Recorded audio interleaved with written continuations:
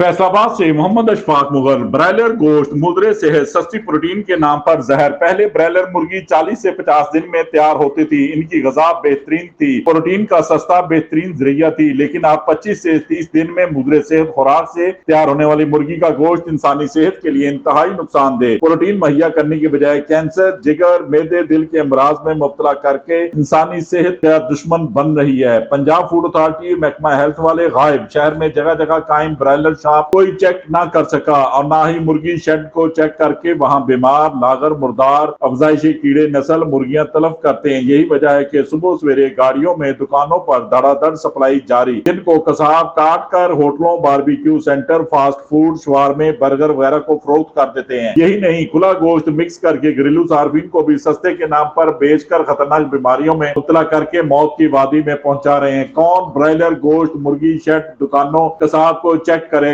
मुर्दार, लागर, बीमार मुर्गियां कब तलब होंगी? इंसानी सेहत से खिलवाड़ करने वाले कब कानून के शिकंजे में आएंगे? देखते रहिए GS न्यूज। इस वीडियो को लाइक करें, हमारे चैनल को सब्सक्राइब कर बेल आइकन जरूर प्रेस करें।